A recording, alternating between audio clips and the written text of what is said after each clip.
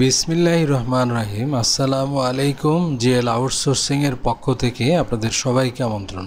তো আজকের টিউটোরিয়ালে আমরা অ্যাডজাস্টমেন্ট লেয়ার সম্পর্কে আলোচনা করব, অর্থাৎ লেয়ার প্যানেলের আমরা অ্যাডজাস্টমেন্ট লেয়ার অপশনটা নিয়ে আজকে আলোচনা করব। তো এটা খুবই গুরুত্বপূর্ণ। যেমন এর আগের পর্বে আমরা লেয়ার মার্কস নিয়ে কথা বলছিলাম। তো আপনি যদি লেয়ার মার্কসটা বুঝেন তাহলে আপনার জন্য অ্যাডজাস্টমেন্ট লেয়ারটাও বুঝতে সুবিধা হবে। এই জন্য আমার লেয়ার মার্কস যে টিউটোরিয়ালটা আছে এটা আপনি প্রথমে দেখে নেন। দেখে নিলে তাহলে আপনার জন্য এই অ্যাডজাস্টমেন্ট লেয়ারটা আপনার বুঝতে সুবিধা হবে। তো তাহলে দেখুন, আমরা এই যে লেয়ার অপশন লেয়ার প্যানেলের মধ্যে এই যে নিচে দেখেন, আমরা যদি নিচে ধরি তাহলে এখানে লেখা আসছে create new fill or adjustment layer. অর্থাৎ আপনার এখানে ফিল এবং অ্যাডজাস্টমেন্ট দুইটা লেয়ার আছে।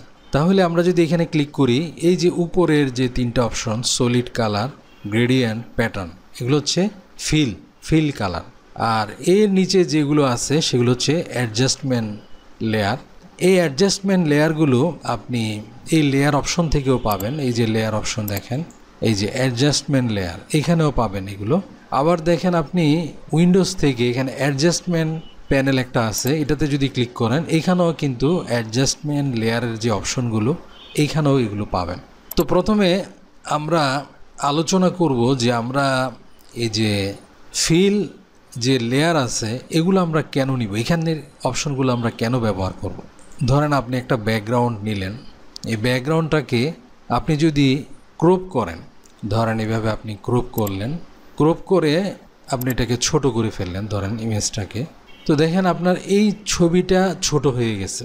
এখন যদি আপনি আবার চান যে এটাকে আবার আপনি বড় করবেন, আবার আমরা ক্রপ টুলে ক্লিক করলাম, ক্লিক করে যদি এখানে আপনার আবার ছবিটাকে বৃদ্ধি করেন, তাহলে দেখেন এটা কিন্তু এই যে ইমেজটা কিন্তু আগের মতো বড় হয়নি। তাহলে যে এই যে প্রবলেমটা আপনি কিন্তু সলভ করতে পারবেন। আমরা এটাকে আবার আনডু করে দিচ্ছি। আনডু করে দেখেন আমরা একটা ফিল লেয়ার, এই যে সলিড কালারের একটা লেয়ার নিচ্ছি, আমরা এখানে ক্লিক করতেছি।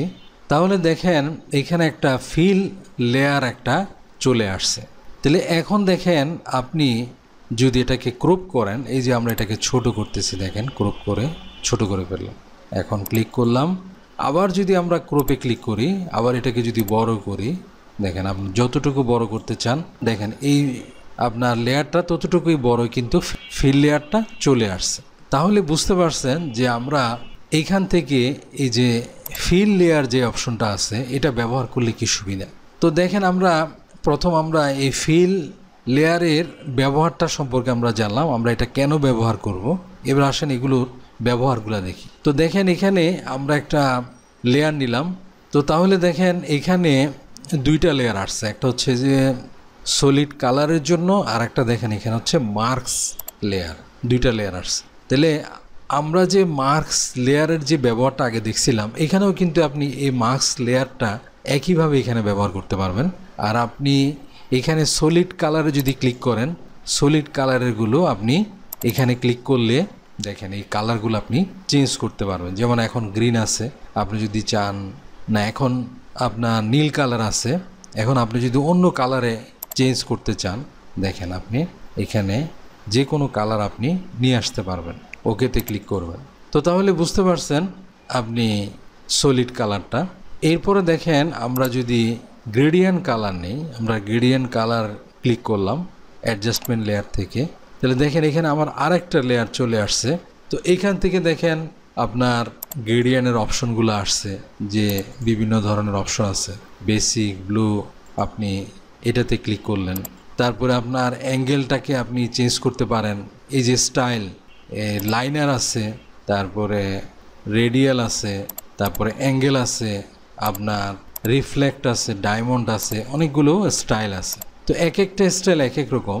আমরা দেখেন আমরা লাইনার যদি ব্যবহার করি, এগুলোর কালারগুলো কিন্তু নিচের থেকে উপরের দিকে আপনার গেছে। এই যে এখানে যদি আপনি ক্লিক করেন, এই যে স্টাইলটা দেখেন, এই যে উপরে দেখেন এই কালারগুলো আসছে, নিচে এই কালারগুলো আসছে। এখানে আপনি যতগুলো এখানে যদি ক্লিক করেন, দেখেন আরেকটা কালার পড়ছে।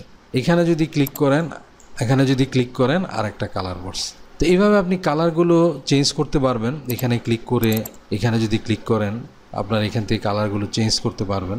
তাহলে এই লাইনার যে গ্রেডিয়েন্টটা এটা হচ্ছে নিচের থেকে উপরের দিকে যাবে।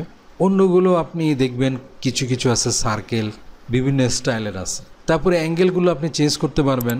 এই যে এটার অ্যাঙ্গেলটা আপনি যদি এটা এখন 90 ডিগ্রি আছে, 90 ডিগ্রি আছে, আপনি যদি এখানে দেন দেখেন এটা কিন্তু অন্য অ্যাঙ্গেলে চলে গেছে। নিচে সবুজ ছিল, সবুজটা এই অ্যাঙ্গেলে চলে গেছে। দেখেন এটা কিন্তু এই অ্যাঙ্গেলগুলো দিয়ে আপনি এটার অ্যাঙ্গেলগুলো চেঞ্জ করতে পারবেন। স্কেল আছে, স্কেলগুলোকে দেখেন স্কেল করতে পারবেন। তো এভাবে আপনি গ্রেডিয়েন্টগুলো আমরা অন্যান্য ইয়াতেও আলোচনা করছিলাম গ্রেডিয়েন্টের ব্যবহারগুলো। তাহলে গ্রেডিয়েন্ট আপনি লেয়ার নিতে পারবেন। এরপরে দেখেন আপনি আমরা যদি প্যাটার্ন আপনার লেয়ার নেই, আমরা এটাতে ক্লিক করলাম, দেখেন এই যে প্যাটার্ন লেয়ার চলে আসছে। এগুলোর সম্পর্কে আমরা আলোচনা করছি যে প্যাটার্নগুলো কিভাবে কাজ করে। এখানে বিভিন্ন ধরনের প্যাটার্ন আছে, আপনি প্যাটার্নগুলো আপনার মনের মতো যেটা দরকার বিভিন্ন প্যাটার্ন আপনি ব্যবহার করতে পারবেন। তারপরে এগুলোর স্কেল আছে, স্কেল দেখেন বড় ছোট করে আপনি ব্যবহার করতে পারেন। এটা আমি বড় করতেছি, তাহলে এটা হচ্ছে প্যাটার্নের ব্যবহার। তো আশা করি আপনারা এই যে এখানে ফিল যে 3টা কালার আছে এবং এই ফিল কালারগুলো নিয়ে কিভাবে লেয়ার আপনি নিবেন, নিয়ে কাজ করবেন এটা সম্পর্কে বুঝতে পারছেন। এরপর আমরা দেখব যে অ্যাডজাস্টমেন্ট লেয়ার। তো অ্যাডজাস্টমেন্ট লেয়ার আপনি কেন ব্যবহার করবেন? আপনার অ্যাডজাস্টমেন্ট লেয়ারটা আমাদের ব্যবহার করতে হয় আমরা যখন কোনো একটা ইমেজ নিয়ে কাজ করি।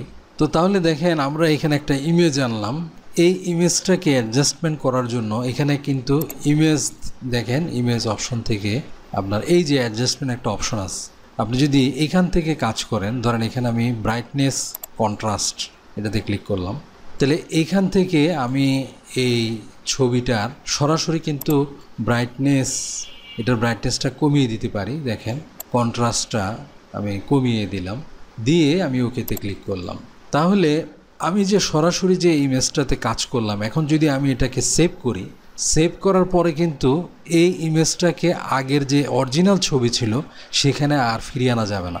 তো এই জন্যই অর্থাৎ অরিজিনাল ছবিটাকে কোনো রকম ক্ষতি না করে আমরা অ্যাডজাস্টমেন্ট লেয়ার ব্যবহার করে এই অ্যাডজাস্টমেন্টগুলো কাজগুলো আমরা করতে পারি। যেমন দেখেন আমরা এটাকে আনডু করে দিলাম না। এরপরে দেখেন আমরা এখন এই যে লেয়ার এখান থেকে অ্যাডজাস্টমেন্ট লেয়ার থেকে ব্রাইটনেস কন্ট্রাস্ট এটাকে ক্লিক করলাম। তো ক্লিক করলে দেখেন এটার জন্য কিন্তু আলাদা একটা লেয়ার তৈরি হয়েছে। তো লেয়ারের মধ্যে দেখেন এখানে আপনার অ্যাডজাস্টমেন্টের জন্য লেয়ার একটা তৈরি হয়েছে, আমরা এটাতে সিলেক্ট করলাম। আবার এখানে একটা দেখেন মার্কসের জন্য একটা লেয়ার তৈরি হয়েছে, দুইটা লিঙ্ক করা আছে। তো আপনি চাইলে দেখেন এখন আমি যদি অ্যাডজাস্টমেন্টটা করি, এই যে ব্রাইটনেসটা এখন কমিয়ে দিলাম, কন্ট্রাস্টটা কমিয়ে দিলাম, তাহলে এই যে অ্যাডজাস্টমেন্টটা করলাম, আমি যদি চাই যে না আমার এটা ভালো লাগতেছে না, তাহলে আবার এটাকে আপনি চেঞ্জ করতে পারবেন। বা আবার যদি আপনি অরিজিনাল ছবিটা চান, দেখেন আমি এটাকে হাইড করে দিচ্ছি, দেখেন এই যে আমার অরিজিনাল ছবিটা কিন্তু আছে, নষ্ট হয়নি। তো আরেকটা ব্যাপার আছে, যেমন দেখেন আমরা এই লেয়ারটাকে আবার ডিলিট করে ফেলতেছি। তো দেখেন এইখানে আমরা যে ছবিটা আছে এটার সাইজটা দেখেন 25.8 mm এটার সাইজটা। এখন যখন আমি আরেকটা এই ছবিটারই আরেকটা আমি কি করলাম, ডুপ্লিকেট লেয়ার নিলাম, আমি ওকেতে করলাম, দেখেন এটার সাইজটা এখন ডবল হয়ে গেছে, এখন আপনার 51.5 চলে আসছে। আমরা যদি আরেকটা ডুপ্লিকেট লেয়ার যদি নেই, দেখেন এটা 77.3 আসছে।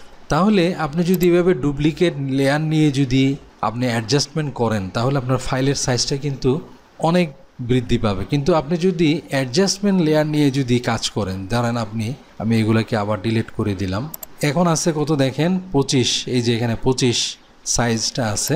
আমি এখান থেকে এই যে ডকুমেন্ট সাইজে আমি কি করলাম দিলাম, তাহলে 25 আমার এমবি আছে।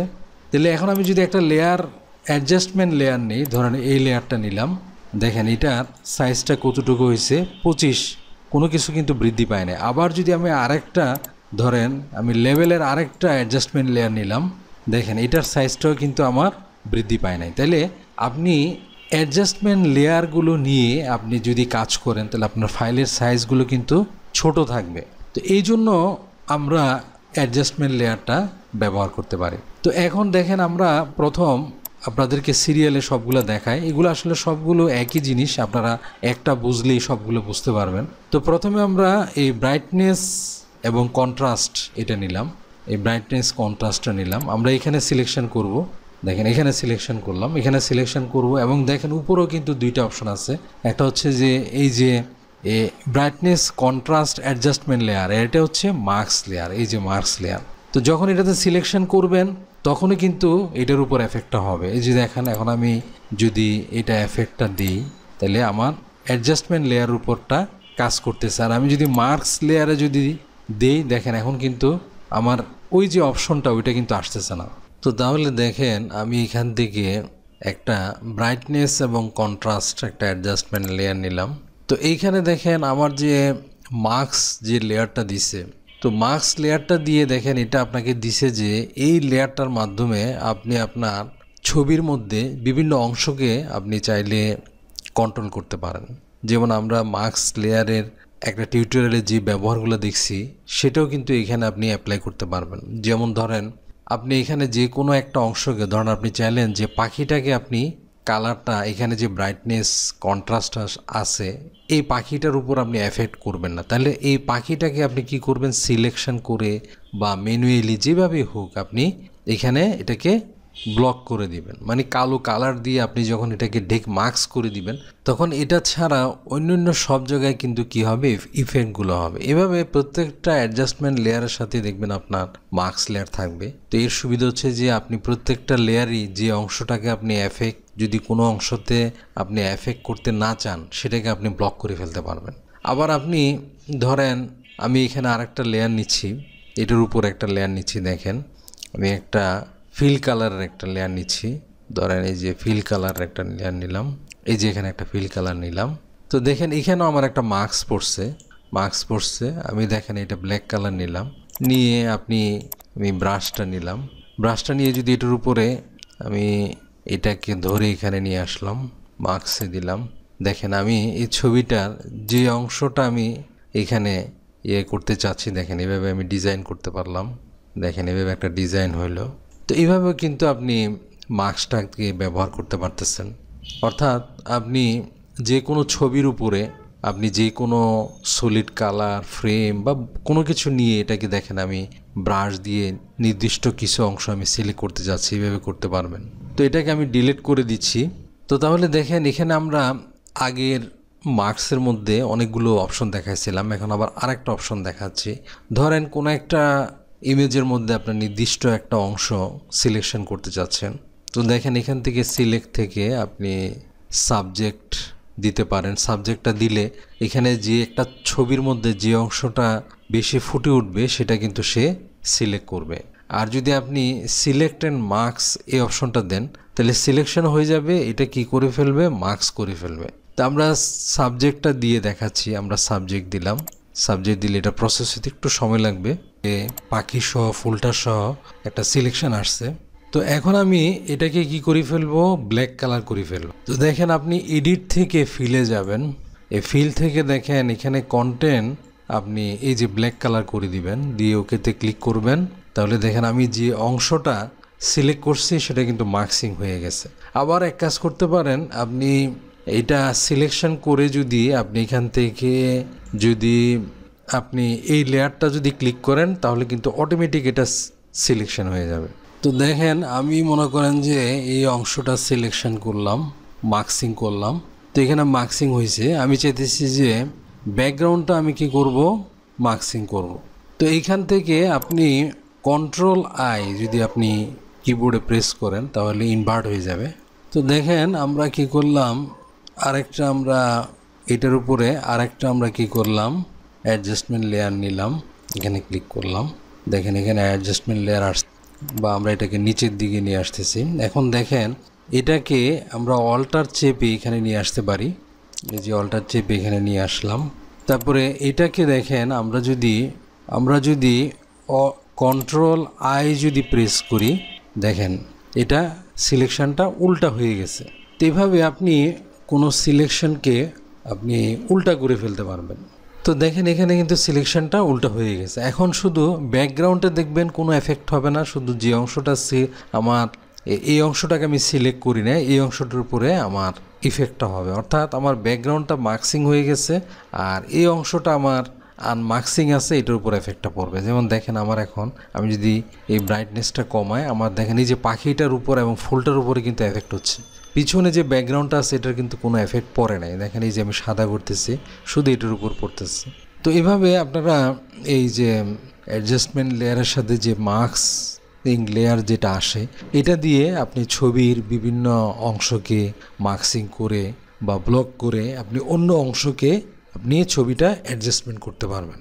তো এইখানে দেখেন, এখানে আমি এটা সিলেকশন করে, এই সাবজেক্টটা সিলেকশন করে আমি কিন্তু এডিট থেকে ফিলের মাধ্যমে গেছি। আপনি চাইলে কিন্তু এটা অল্টার ব্যাক স্পেস দিয়েও কিন্তু আপনার এখানে কালারটা নেবেন, কালারটা ব্ল্যাক নিয়ে, এই কালারটা ব্ল্যাক নিয়ে অল্টার ব্যাক স্পেস দিয়েও কিন্তু ব্ল্যাক কালারে ফিল করতে পারেন, অর্থাৎ এই অপশনটা আপনি এইভাবেও করতে পারবেন। এরপরে দেখেন আমি যদি আরেকটা লেয়ার নেই, ধরেন আমি এখান থেকে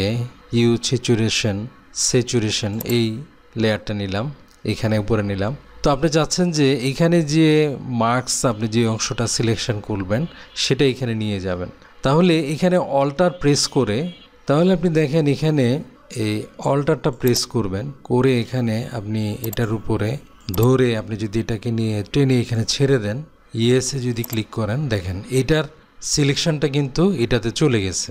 তারপর এখানে নিয়ে আসেন, দেখেন এই সিলেকশনটা এখানে চলে গেছে। এভাবে আপনি যে কোনো সিলেকশনকে আপনি কপি করে নিয়ে আসতে পারেন। তো আশা করি আপনি এখানে অ্যাডজাস্টমেন্ট লেয়ারের সাথে যে মার্কসটা দেওয়া হয়েছে এটার ব্যবহারটা কিভাবে করবেন বুঝছেন, এবং এখানে আপনার যে সলিড কালার দেওয়া হয়েছে, সলিড কালার কীভাবে ব্যবহার করবেন সেগুলো বুঝতে পারছেন। তো পরবর্তী টিউটোরিয়ালে আমরা এখানে যে অ্যাডজাস্টমেন্ট লেয়ারের যে অংশগুলো আছে এগুলো আমরা বিস্তারিত আলোচনা করব। তো আজ এ পর্যন্তই, আল্লাহ হাফেজ।